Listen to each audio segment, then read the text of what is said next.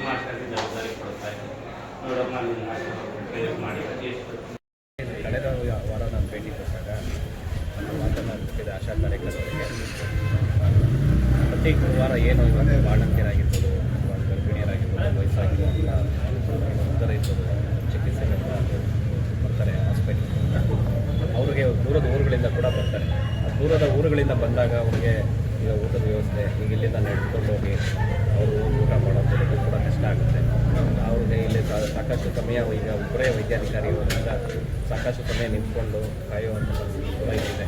ಇದನ್ನೆಲ್ಲ ಮನಗಂಡು ನಾವು ಕಳೆದ ವಾರ ನಾನು ಮಾತನ್ನು ಕೊಟ್ಟಿದ್ದೆ. ಪ್ರತಿ ಗುರುವಾರದಿಂದ ಇಲ್ಲಿ ಬರುವಂಥ ಎಲ್ಲ ಆಸ್ಪತ್ರೆ ಭೇಟಿ ಕೊಡೋ ಎಲ್ಲ ಸಾರ್ವಜನಿಕರು ಕೂಡ ನಮ್ಮ ಕೈಲಾದಷ್ಟು ನಾವು ಊಟದ ವ್ಯವಸ್ಥೆ ಮಾಡ್ತೇವೆ ಅಂತ ಹೇಳಿ ಮನಪೂರ್ವಕವಾಗಿ ನಾನು ಕಳೆದ ವಾರ ತಿಳಿಸಿದ್ದೆ. ಅದೇ ರೀತಿ ಈ ವಾರದಿಂದ ನಾವು ಅದಕ್ಕೆ ಚಾಲನೆ ಕೊಟ್ಟಿದ್ದೀವಿ.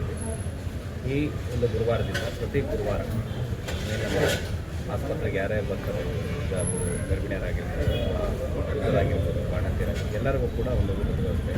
ಆಶಾ ಕಾರ್ಯಕರ್ತರು ಕೂಡ ಒಂದು ಬಾರಿ ತಮ್ಮ ಸಮಸ್ಯೆ ಹೇಳ್ಕೊಂಡಿದ್ರು.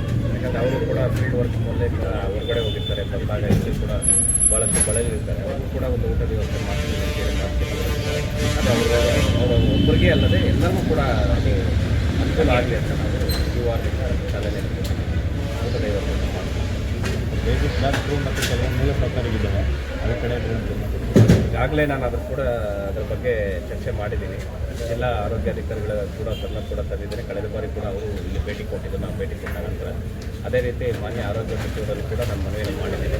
ಮುಂದಿನ ವಾರ ಅವರು ಭೇಟಿಗೆ ಅವಕಾಶವನ್ನು ಕೂಡ ಕೇಳಿದ್ದೇನೆ. ಇಲ್ಲಿ ಒಂದು ಮಹಿಳಾ ವೈದ್ಯಾಧಿಕಾರಿ ಅವಶ್ಯಕತೆ ಅತಿ ಅವಶ್ಯಕವಾಗಿದೆ.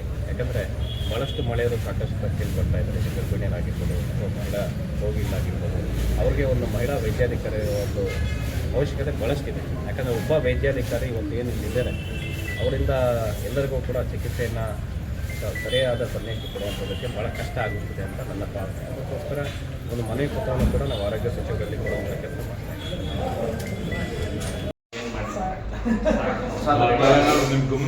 ತಿಳಿಸ್ಕೊಳ್ಳಿ. ಹೊಸದು ಏನಿದೆ ಹೊಸ ಆಸ್ಪತ್ರೆ ಅದು ಆಗೋವರೆಗೂ ಕೂಡ ಇಲ್ಲಿ ಏನು ಮಾಡಬೇಕು ಅಷ್ಟನ್ನು ನಾವು ಆಗಿಲ್ಲ ಅಂತ ನಾನು ಹೇಳೋದಿಲ್ಲ. ಆಮೇಲೆ ಇನ್ನೊಂದು ಅದೇ ಅಡಿಷನಲ್ ಲೇಡಿ ಡಾಕ್ಟರ್ ಕೂಡ ದೊಡ್ಡದು ಇದೆಯಲ್ಲ ಸಾಕು ನಮ್ಗೆ ಇಷ್ಟ ಆಗುತ್ತೆ. ನನಗೆ 10 year warranty stabiliser free operation ಇದೆ. ಈ ಹಾಕಿದ್ರು 10 year warranty stabiliser free operation.